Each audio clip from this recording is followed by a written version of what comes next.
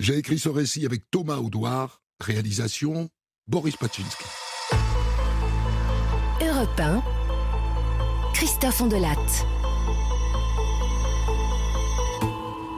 Un soir de l'été 1759, Antoine-François Desrues, 15 ans, arrive à Paris. Il est heureux, vous n'avez pas idée. Lui qui jusque-là vivait chez son oncle à Chartres, commence une nouvelle vie. Son tonton lui a trouvé une place d'apprenti chez l'épicier Richaud, rue Comtesse d'Artois. Aujourd'hui, la rue Montorgueil. Bien le bonjour. Je suis Jean-François Desrues. Je m'en viens prendre une place d'apprenti chez vous. Desrues. Vous voilà donc. Approchez-vous, que je vous vois mieux. Votre oncle Denis m'a dit que vous étiez un chenapan, et qu'il vous était arrivé de prendre dans la caisse de sa boutique, à Chartres. Mais taisez-vous, jeune homme. Je ne vous demande pas votre avis. Vous venez apprendre le métier d'épicier chez moi? Soit. Mais si vous prenez dans ma caisse, vous ne ferez pas long feu.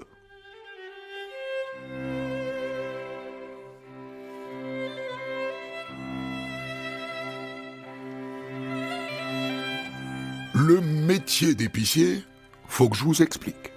Épicier sous Louis XV, ça consiste à vendre des épices et rien que des épices.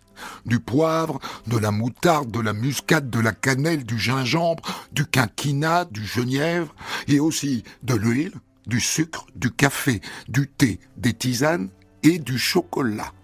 C'est tout. L'épicier ne peut vendre rien d'autre, et personne ne peut vendre des épices à sa place. C'est une charge dont on hérite, ou qui s'achète. Et à ce titre, un épicier a le droit de se faire appeler maître. Le jeune Antoine-François Desrues, du haut de ses 15 ans, a déjà dans l'idée de s'en acheter une, de charge d'épicier. Plus tard, et de se faire appeler maître Desrues. Mais pour l'instant, il doit apprendre le métier.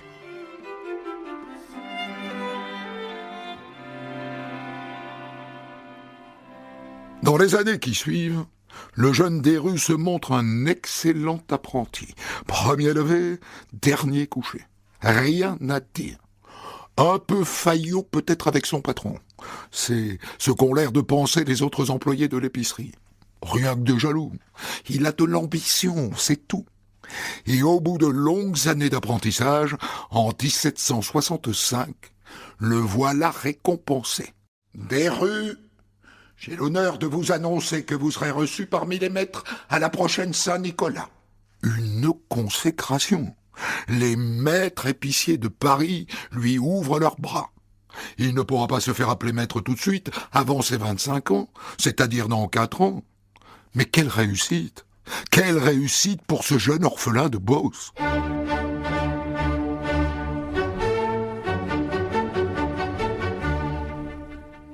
Et maintenant, eh bien, il faut qu'il se trouve une échoppe, une épicerie rien qu'à lui.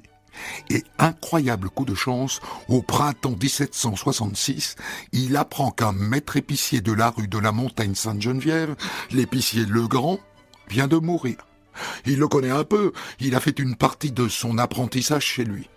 Alors il va voir sa veuve, qui, figurez-vous, n'a pas d'héritier. Je serai très heureuse, jeune homme, de vous céder la charge, la boutique et tout ce que nous avons en réserve, pour, disons, 3000 livres. Ah, mais c'est que je n'ai pas d'argent, madame. Alors vous me paierez la somme au fur et à mesure. C'est une boutique qui rapporte son pesant d'argent, vous verrez. Vous n'aurez aucun mal à me payer ce que vous me devez.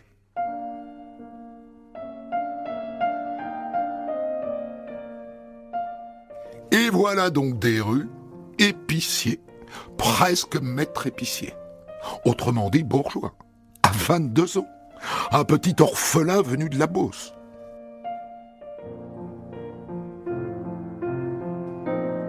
Et maintenant, il lui faut fonder une famille. Depuis que des poils lui ont poussé autour de la quéquette, le jeune Desrues a la hantise de la syphilis. Et donc, à l'inverse de la plupart des apprentis, il n'est jamais allé au bordel. Il a eu une relation avec une couturière de la rue Montmartre, à qui il donnait la pièce après le coït. Mais rien de plus. Il pourrait la prendre, elle. Je vous l'ai dit, il a de l'ambition. Bonjour, mesdames. Bonjour, monsieur.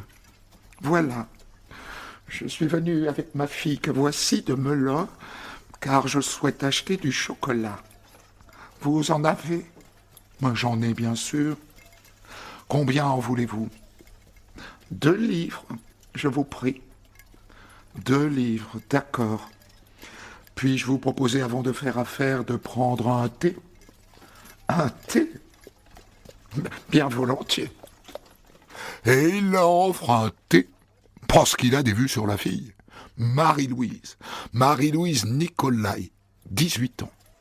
Madame, si vous m'y autorisez, je ferai livrer le chocolat directement chez vous à Melun, par l'un de mes apprentis. Ah bon? Eh bien, écoutez, merci. Et il y va avec l'apprenti, bien sûr. Et voilà, emballé, c'est pesé. C'est avec Marie-Louise que Desrues se marie au printemps 1767.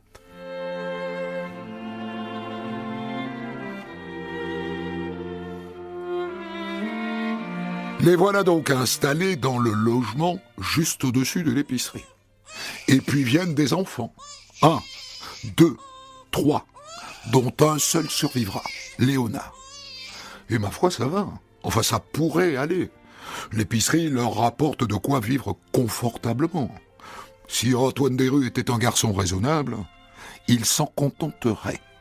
Mais il ne s'en contente pas. Et du coup, il ne s'intéresse pas de près à ses affaires. Puisque ça marche, pourquoi est-ce qu'il se décarcasserait, l'épicier? Louis, je vois que nous allons manquer de gingembre. Tâchez de vous en procurer, hein. Quant à moi, j'ai affaire. À tout à l'heure. Il délègue beaucoup, beaucoup trop. Et s'il remboursait la veuve Legrand? Mais non. Depuis qu'il est installé, il ne lui a pas versé un fifrelin sur les 3000 livres qu'il lui doit. Et ça n'a pas l'air de lui causer de soucis. Mais alors, que fait-il de son argent?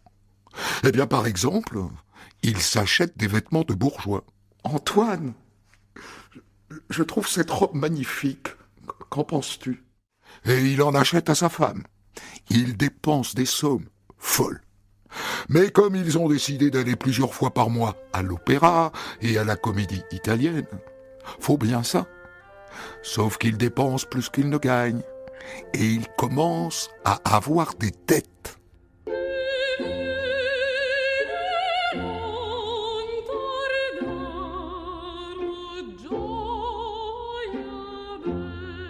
Et maintenant, puisque c'est un bourgeois, il lui faut une maison de campagne. Je rappelle qu'il n'a pas un sou pour la payer. Peu importe, il s'entiche d'une maison à Rueil, près de Paris. Je vous la vends pour 9000 livres. Dont 1000 livres que vous me paierez sur le champ.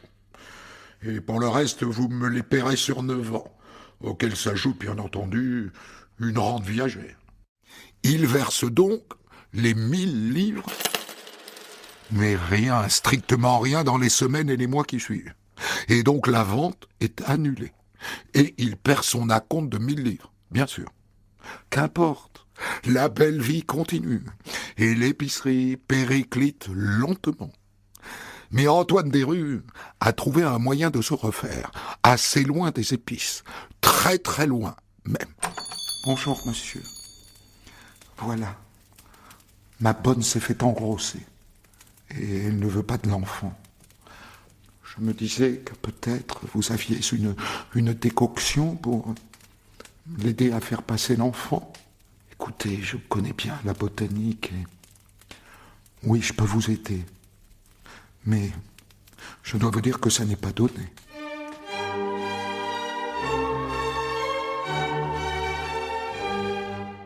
Et ça marche, figurez-vous. La bonne reste quelques jours au lit à se tordre de douleur, mais elle perd son enfant. Alors elle en parle à ses copines.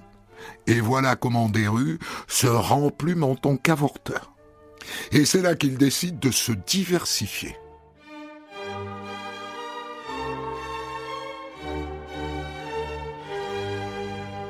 C'est-à-dire que c'est délicat, comment dire, le vie qui reste mou au moment où il ne devrait pas. C'est que je ne suis plus tout jeune. Hein, j'ai quelque chose pour vous alors. J'ai là une potion à base de gingembre.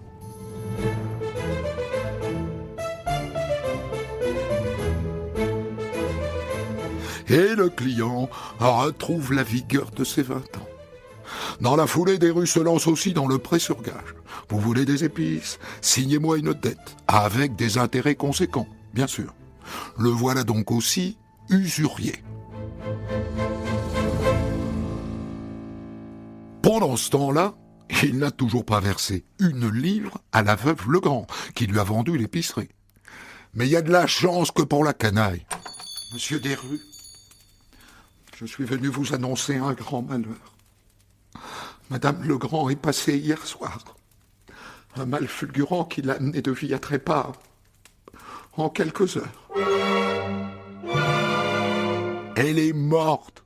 Et comme elle n'avait pas d'héritier, ma foi, il ne doit plus rien à personne. Ça ne change pas grand-chose à son train de vie, puisqu'il ne lui a jamais rien payé. Mais le voilà propriétaire.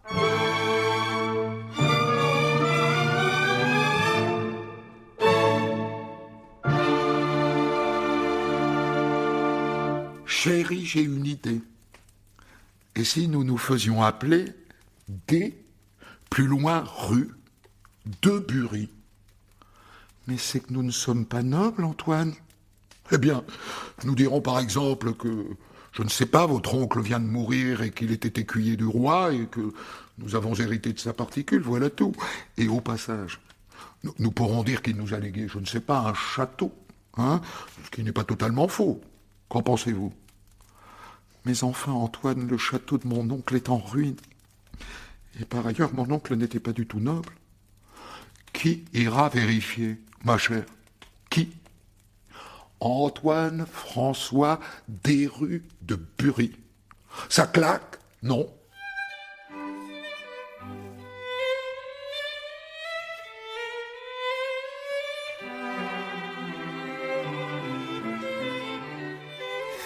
Et c'est donc l'histoire qu'il se met à raconter, et les gens la gobent tout cru. Et comme le voilà écuyer du roi, on se met à lui prêter de l'argent, sans poser la moindre question. Au point d'ailleurs qu'il n'a plus besoin d'épicerie. Il la vend. Et le voilà pour de bon escroc. Et ça dure comme ça des années, pendant lesquelles il se fait prêter des sommes faramineuses. Et par ailleurs, il ne paie à peu près rien de ce qu'il achète dans les magasins. Oh, je suis désolé, je n'ai pas mon argent sur moi, quel idiot. Je suis le baron Desrues de Bury. Je suis écuyer du roi. Je viendrai vous payer plus tard. Quand sa supercherie sera découverte, on comptera jusqu'à 50 créanciers.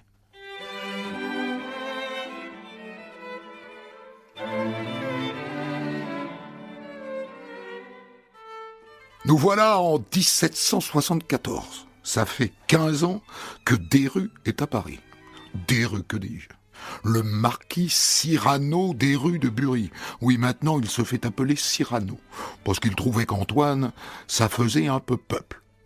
Il y a quelques semaines, le roi Louis XV est mort. Louis XVI vient de lui succéder. Dans Paris, c'est la bamboche. Et Desrues, madame, faites le nouveau roi, comme il se doit. Un écuyer du roi, pensez-vous, il est forcément de la fête. Ce qu'il ne sait pas, c'est que dans une boutique de soierie de la rue Sainte-Opportune, son destin est en train de basculer. Ce Desrues de Bury m'emprunte de l'argent, et jamais il ne me le redonne. Jamais il ne me rembourse. Cela ne peut plus durer. Ce marchand de soierie en colère s'appelle Liefman. Et il est le premier à oser formuler que Desrues est un escroc. Ah, je me suis renseigné. Il n'est ni baron ni écuyer du roi. Il n'a pas plus de château que de fortune. D'après ce que j'ai appris, c'est un épicier. Rien de plus. Cet homme est un malandrin, et je vais lui faire rendre gorge.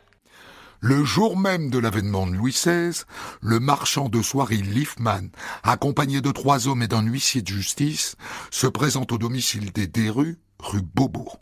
Nous vous donnons l'ordre, monsieur, de nous rembourser ce que vous nous devez sous 5 mois. Si tel n'était pas le cas, vos biens et ceux de votre épouse seront saisis. Mais enfin, il y a méprise. J'ai négligé de vous rembourser. Pardonnez-moi, mais je le ferai dans les plus brefs délais.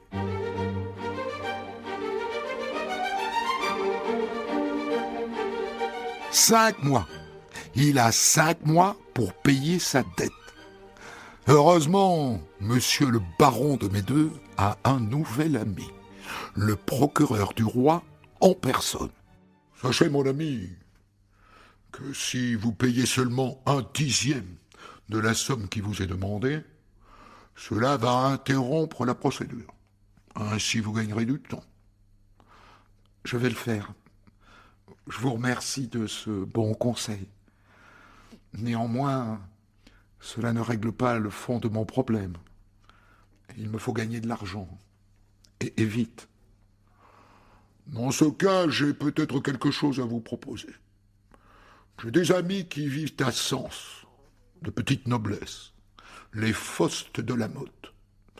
Ils ont un fils de 15 ans qui s'appelle Pierre. Ils souhaitent le faire entrer à la cour. Et pour ce faire, ils voudraient échanger leur manoir en Bourgogne contre un hôtel particulier à Paris. Et dans cette opération, ils ont besoin d'un homme de confiance. Quelqu'un qui trouverait un acheteur pour leur manoir et qui leur trouverait un immeuble à Paris. Ce pourrait être vous. Qu'en pensez-vous? Du bien. Desrues en pense du bien. Que du bien. Dès lors, je vais organiser un dîner, pour que vous fassiez la connaissance de Madame de la Motte. C'est elle qui a la fortune, et c'est donc elle que vous devrez séduire si vous voulez devenir son homme de confiance. Au dîner, Desrues est encore plus charmeur et charmant que d'habitude. Vous me feriez beaucoup d'honneur, monsieur le marquis, de nous rendre visite dans notre propriété de Sénonais. C'est à 100 kilomètres seulement de Paris. Je vous présenterai mon époux, et nous pourrons parler affaires. Desrues débarque au manoir bourguignon 1 semaine plus tard. Madame de la Motte, quel bonheur de vous revoir. Votre propriété est absolument somptueuse. Il n'a pas tort.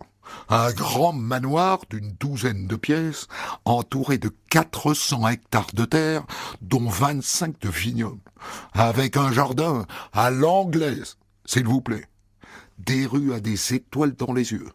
Ce manoir, il le lui faut. Alors voilà, monsieur le marquis.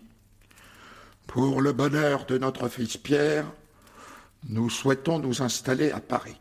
Nous souhaiterions vendre notre propriété ici, acquérir un bel hôtel à Paris. Alors notre ami, le procureur du roi, nous a dit que vous pourriez nous aider. Je vais le faire, rassurez-vous. Et pour commencer, je vais moi-même me porter acquéreur de votre manoir. Ah bon? Ah, très bien. Très bien, mon épouse et moi en sommes très flattés.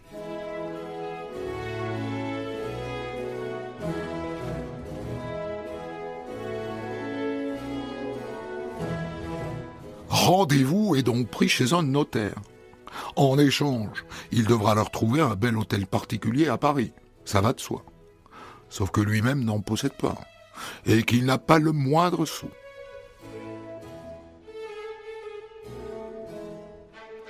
En attendant, Desrues, sa femme et le petit Léonard viennent s'installer au manoir tout l'été.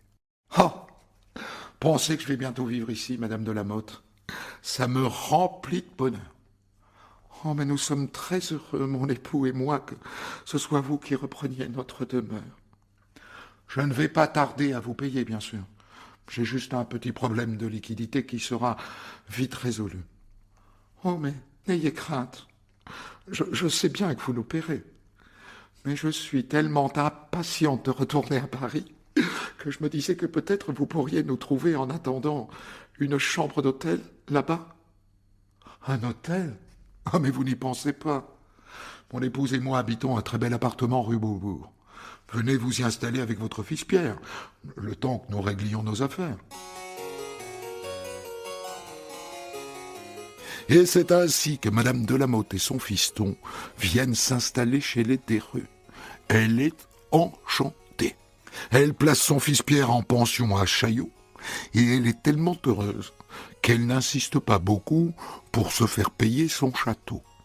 Elle a confiance, l'idiote. Et c'est là que Desrues passe à l'action, car il a un plan, bien sûr. Un sinistre plan.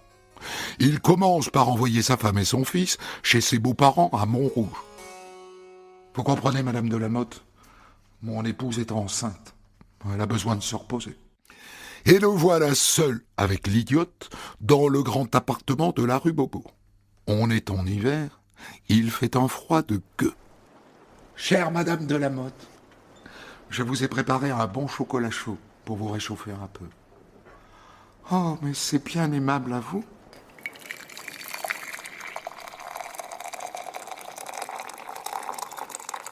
Elle boit son chocolat, et 2 jours plus tard, la dame est fort malade. Je ne sais pas ce que j'ai.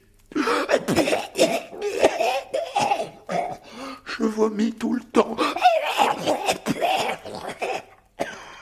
Et quelques jours plus tard, la pauvre Madame Delamotte passe de vie à trépas. Quel malheur! Ou quel bonheur! Ça dépend de quel côté on se place.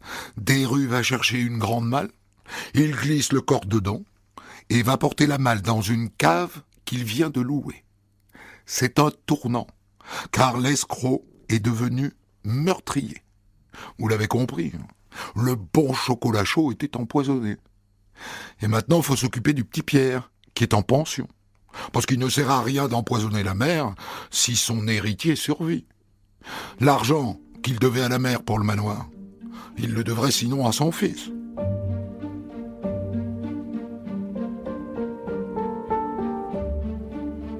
Le 10 février 1777, jour du Mardi Gras, Desrues rend visite au jeune Pierre dans sa pension de Chaillot. Alors, selon ce qu'elle m'a dit, votre mère est en train d'acheter pour vous une charge de page du roi à Versailles. Mais elle veut votre assentiment. Et donc elle m'a demandé de venir vous chercher. Alors vous faites vos bagages, je vous amène à Versailles, séance tenante. Nous passerons avant cela dans mon appartement de la rue de Beaubourg, afin que vous y déposiez vos valises. Et les voilà donc, rue Beaubourg. Avec ce temps glacial, mon jeune Pierre, ne voudriez-vous pas que je vous prépare un bon chocolat chaud? Ah oui? Oui, bien volontiers, c'est très gentil à vous. Gentil? Pas vraiment. Car dans la diligence censée les amener à Versailles, le jeune Pierre se met à vomir tripes et boyaux. Il s'arrête dans une auberge, et c'est là que le jeune Pierre Delamotte s'éteint dans d'horribles souffrances. Desrues, qui ne manque jamais une occasion, en profite pour lui subtiliser sa montre en or. Et maintenant, il faut enterrer ce gamin. Voilà, mon nom est Antoine Beaupré. Et je viens de subir une terrible épreuve. Mon fils Pierre vient de mourir d'une brusque maladie. Et voilà, je voudrais le faire enterrer ici, à Versailles, non loin de chez notre cher roi Louis XVI.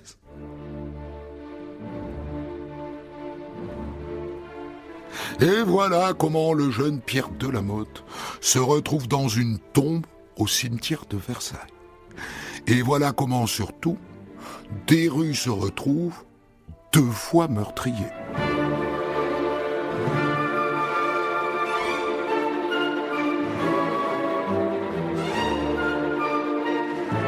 De retour à Paris, Antoine Desrues doit trouver une explication à la disparition de la mère et du fils. Madame Delamotte m'a informé qu'elle avait changé d'avis et qu'elle souhaitait s'installer en Angleterre pour y rejoindre son amant qui vit à Londres. Ah bon? Et son fils? Elle a amené son fils avec elle. Et son mari, alors? Elle m'a chargé d'aller l'informer qu'elle le quittait. Sauf que le procureur Joly est un peu surpris. Cette décision ne ressemble pas du tout à Madame de Lamotte, que je crois bien connaître. Et dès lors, que devient son manoir? Oh bien, cela ne change rien. Je l'ai acheté. J'en suis propriétaire. Mais vous n'avez aucun titre de propriété. Avez-vous un reçu au moins de l'argent que vous lui avez versé? Il n'en a pas, bien sûr, puisqu'il n'a rien payé.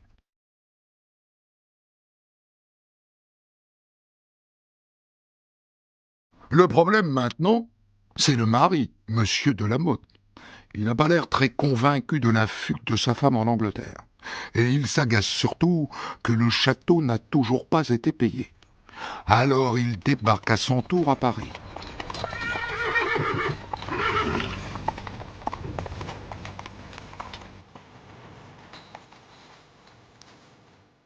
Et sur recommandation d'un ancien camarade de régiment, il va voir un commissaire, maître Mutuel. Et ensemble, ils vont frapper chez Desrues, rue Beaubourg. Desrues qui est un peu surpris de voir Monsieur de Lamotte avec un inconnu. Bien, monsieur, le temps que nous éclaircissions les choses, je vous demande de ne pas quitter Paris pendant quelques jours.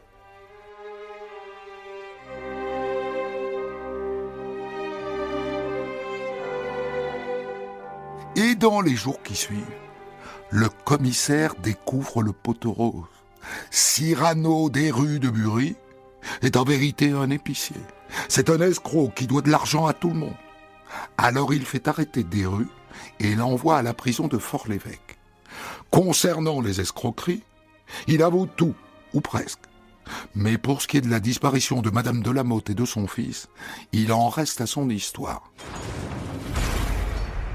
Mais enfin, elle est partie en Angleterre, je vous dis, avec son argent, refaire sa vie, avec son fils. Je sais rien d'autre. Et c'est là qu'au terme d'une petite enquête de voisinage, le commissaire Mutuel découvre que Desrues a loué une cave, dont d'ailleurs il n'a jamais payé le loyer.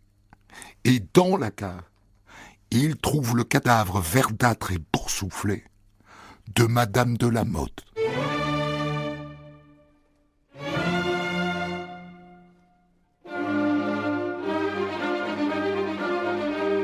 C'est une cave que j'ai louée à un ami. Je n'ai rien à voir avec cette mort horrible. Le commissaire le soumet alors à ce qu'on appelle le supplice des brodequins. 4 planches ficelées autour de ses jambes et un bourreau qui met un coin entre les 2 planches du milieu et qui l'enfonce à coups de maillet. Ah! Ah! Ah! Ah! Mais Desrues n'avoue pas. Qu'importe, 2 médecins ont pu examiner le cadavre de Madame de Lamotte. Nous avons trouvé dans son intestin des traces de corrosion, sans nul doute provoquées par la prise d'une drogue. Et lorsqu'on déterre le cadavre du fils, eh bien on trouve les mêmes traces de drogue.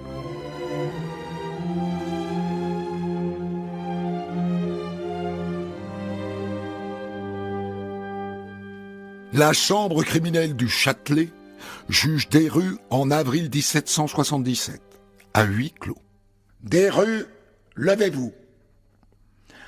La cour a jugé que vous êtes un empoisonneur de destin prémédité.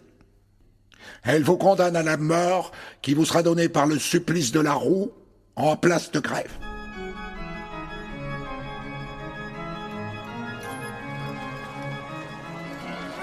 Ça se passe devant l'actuel hôtel de ville de Paris. Des milliers de gens sont venus assister à la mise à mort. On attache Desrues sur un grand X en fer et le bourreau fait tournoyer en l'air une lourde barre de fer et bam, bam, bam, en 11 coups, il lui fracasse les bras, les jambes, la colonne vertébrale et le torse.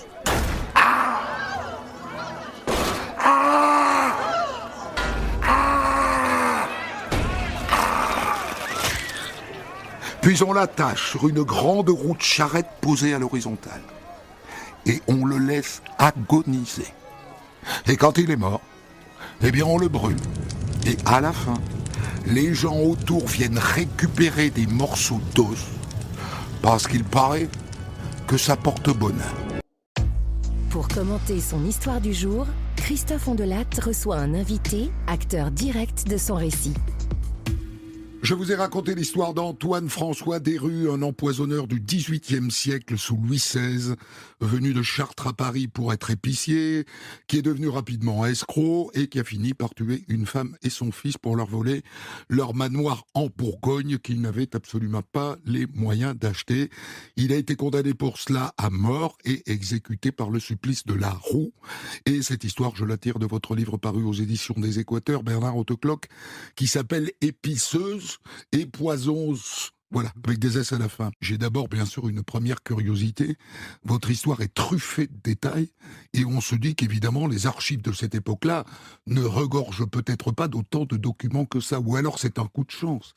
Où avez-vous trouvé tout ça ? Alors, malheureusement, les archives de la justice de Paris ont brûlé lors de l'incendie du palais de justice de la commune. Mais notre chance, c'est que Desrues a suscité une énorme littérature secondaire, et en particulier parmi ses contemporains, c'était le début de l'ère du journalisme, et les journaux ont relaté cette affaire qui était très publique, avec tous les détails, mais effectivement, les archives judiciaires elles-mêmes ont disparu depuis plus d'un siècle. Donc vous travaillez à partir de la presse, disons, Oui. d'époque.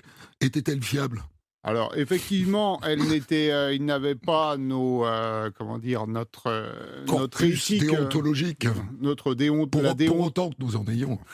la déontologie des journalistes d'aujourd'hui, mais en recoupant les détails qu'il donnait, on peut arriver à un degré important de plausibilité.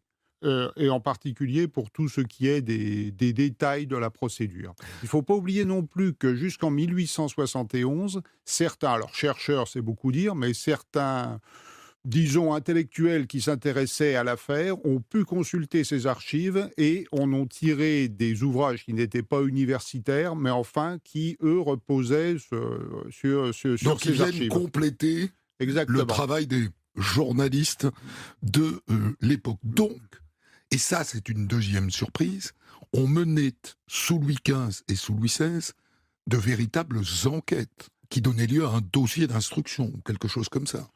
Oui, depuis D'Aguesseau avait réformé ce qu'on appelait la procédure criminelle, ce qu'on appelle aujourd'hui l'instruction des affaires pénales. Et alors, ça variait beaucoup d'une région à une autre, mais à Paris même, le Parlement avait acquis tout un savoir-faire, avait accumulé toute une série de coutumes, d'exigences, enfin de détails de procédure, qui les rendait extrêmement exigeants, en particulier si c'était une affaire qui avait attiré l'attention de l'opinion publique, Ah oui, voire du politique. ça changeait donc le destin des histoires. Exactement. Est-ce que tous les meurtriers de ces années-là, donc sous Louis XVI, étaient condamnés à mort ? La peine de mort était généreusement appliquée, il faut bien le dire. D'un autre côté, les prisons et les bagnes, parce que les galères proprement dites avaient été supprimées en 1748, mais les bagnes les avaient remplacés, même si on les continuait à les appeler galères. Et la vie y était tellement rude qu'on pourrait argumenter que la peine de mort, c'était presque service. préférable. Et quant aux prisons, elles étaient surtout... Alors pour les hommes, pour les femmes, c'était un peu différent, mais les prisons servaient surtout à conserver les individus en attendant leur procès. C'était rare, très rare, qu'on y laisse des détenus de longue peine. Donc ils allaient aux galères ou Voilà. à la mort. On peut présenter les criminels hommes, oui. C'était un escroc. Donc Oui. il empruntait, ne remboursait pas. C'était courant à l'époque, ça ?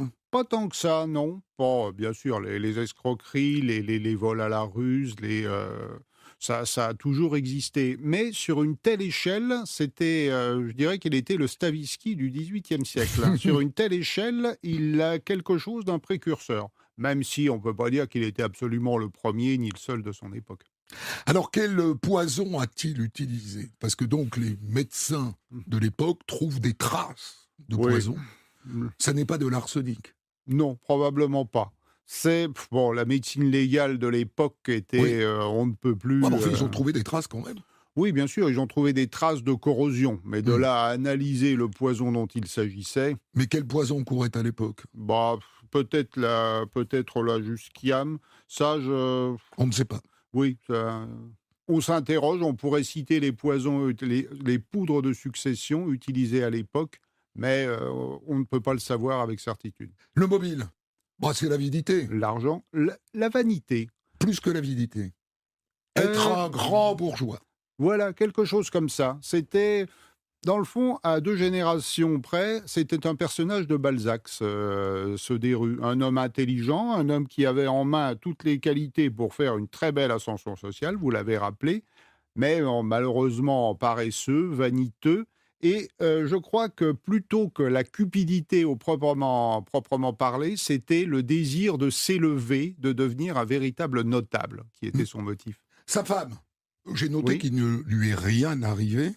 Elle n'a pas été jugée complice de tout ça. Justement, si, mais pas. Elle a, comment dire, c'était une procédure tout à fait différente. Si, D'accord. si. Elle a été condamnée à mort, mais graciée parce qu'enceinte. D'accord. Et elle a terminé sa vie à la prison de la Salpêtrière, la piété. Là où se trouve l'hôpital actuellement de la Oui, Pitié. exactement.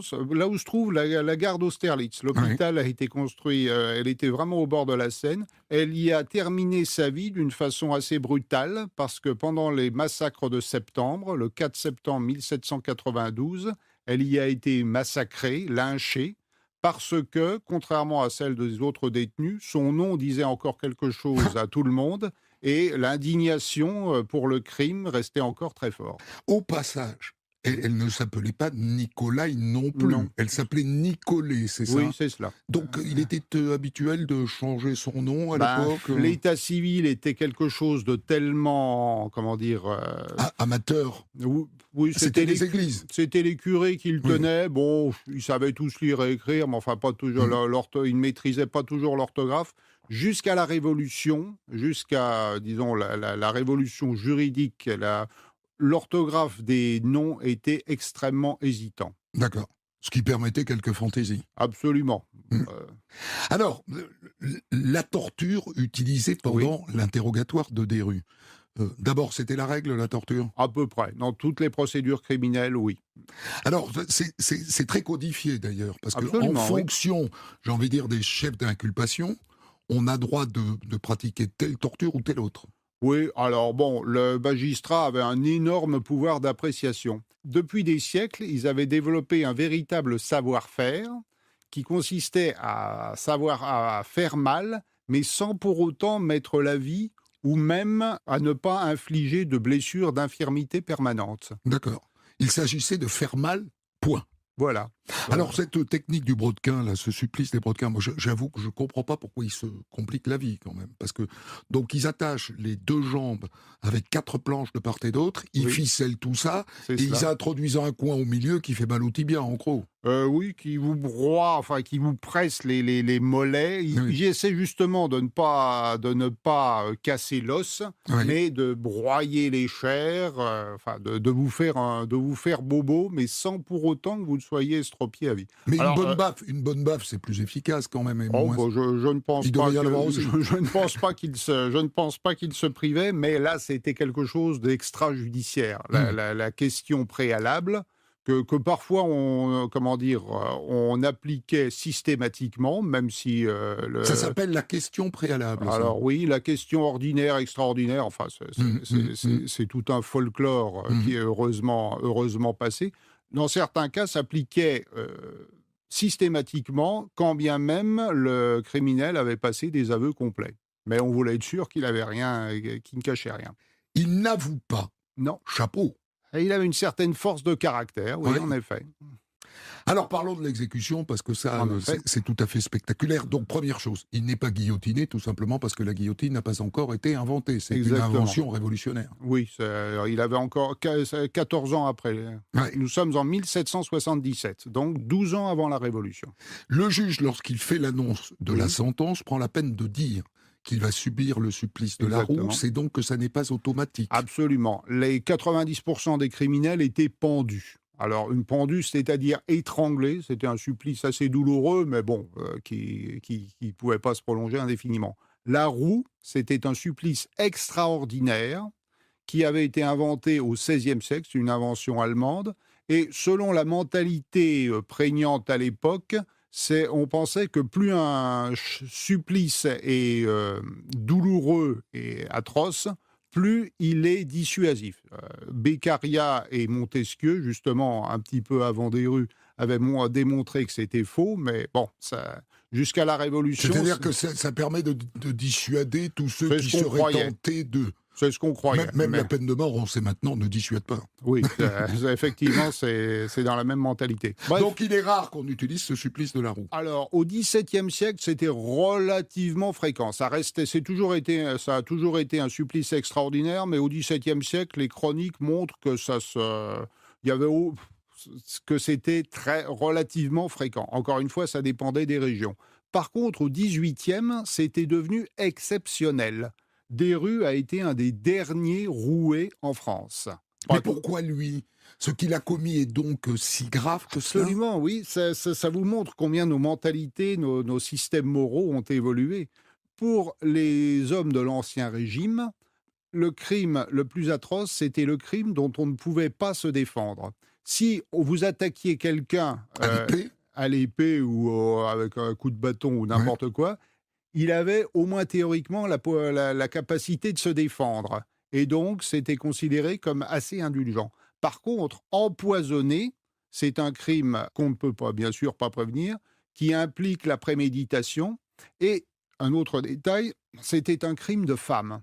Qu'un homme recourt au poison, c'était quelque chose, c'était quelque chose d'infâme, de révoltant. Intéressant cette idée que vous exposez, selon laquelle, au fond, si on ne peut pas se défendre d'un crime, alors c'est plus grave que si on peut se défendre. C'était la mentalité de l'époque. Alors, le supplice de la roue est une horreur. Absolument. Il était d'usage à l'époque d'étrangler la personne avant de la soumettre, c'est-à-dire qu'elle subisse ce supplice mort. Exactement. Les juges continuaient à l'ordonner de moins en moins, mais ils avaient ce qu'on appelle un retentum, c'est-à-dire un codicille secret au jugement, qui ordonnait au bourreau d'étrangler le supplicié avant qu'on lui broie les membres. Maintenant, le bourreau devait être discret, parce que si le public se rendait compte qu'on le frustrait... Ça privait du spectacle. Absolument. C'est arrivé plusieurs fois que des échafauds soient lapidés et qu'on doit faire appel à la force publique parce qu'ils étaient déçus d'être frustrés de leur spectacle. C'est un spectacle. Absolument, oui. Ça se passe sur un échafaud de plus de 2 mètres de haut, donc ça se voit... ça se passe sur la place de Grève qui était noire de monde. Non seulement le crime est célèbre, mais surtout la forme d'exécution était devenue assez rare. Donc vous pouvez être sûr que c'était rare et cher. Absolument. Il y a un monde fou. Peut-être 6000 personnes ont assisté à son supplice. Incroyable. Il est exécuté par quelqu'un de célèbre, alors il est exécuté par le bourreau Samson, donc, qui est issu d'une famille de bourreaux. Oui, la charge des bourreaux se transmettait, c'était des dynasties, ça se transmettait. Oui, et puis ça continuait d'ailleurs sous la guillotine. Donc Samson, on rappelle qui c'est, parce qu'il va avoir un sacré rôle plus tard, c'est lui qui a décapité Louis XVI. Je ne sais pas si c'est lui. Alors là, vous me posez une colle. J'ai cherché, oui. Bon, c'est lui ou si je ne sais pas quand est-ce c'est qu'il a Marie-Antoinette, passé... c'est son fils. D'accord. Voilà. Je ne savais plus. Il n'avait pas envie de tuer Marie-Antoinette, il a demandé à son fils de le faire. Je ne savais plus quand il avait passé le relais. C'est aussi lui qui décapite Robespierre oui. et Danton. Ils auraient exécuté, j'ai vu ça aussi, 3000 personnes, la famille Samson, en 40 ans. Oui, et à lui seul, pas. Celui-là en a tué près de 1800, je crois. Oui, je n'ai pas de statistiques en tête, mais c'est très plausible. Pensez-vous qu'il y ait d'aussi belles histoires, enfin aussi intéressantes, on peut pas dire qu'elles soient belles, mais aussi intéressantes, que vous ne connaissiez pas encore? Que je c'est un sacré défi, mais vous pouvez être sûr que si j'en trouve une, de ce calibre-là, j'en fais une publication dans les meilleurs délais. Ça passe par quoi? C'est-à-dire que vous vous, astreignez à lire la presse de l'époque? Alors, le mieux, c'est quand même d'avoir les archives judiciaires et policières quand elles existent. En province, ça existe, En possiblement. province, oui, oui, bien sûr, elles ont été, heureusement d'ailleurs, elles ont été souvent conservées. Le problème, c'est qu'elles n'ont pas toujours été classées, elles sont pas toujours bien conservées. Enfin bref, Mmh. Ça je a vous pris dirais, l'humidité et la moisissure, ouais. mais enfin bon, qui n'aime pas les archives ne doit pas être historien. Et parfois, c'est un véritable bonheur quand vous êtes dans des archives départementales. Alors, je n'en ai jamais exhumé de l'envergure de celle de Desrues, mais parfois j'ai fait ressusciter des affaires et c'était une véritable satisfaction. Merci beaucoup Bernard Hautecloque. Je Mais s'il rappelle vous plaît. le titre du livre que vous avez commis il y a quelques années aux éditions des Équateurs, Épices et Poisons. Et je veux signaler la sortie de votre nouveau livre aux éditions du Félin, La République face à la rue, une histoire du maintien de l'ordre. C'est le début d'une série de livres. Celui-là concerne la période de 1871 à 1914. C'est Résultat cela. sans doute de votre plongée dans les archives. Des centaines d'histoires disponibles sur vos plateformes d'écoute et sur europe1.fr.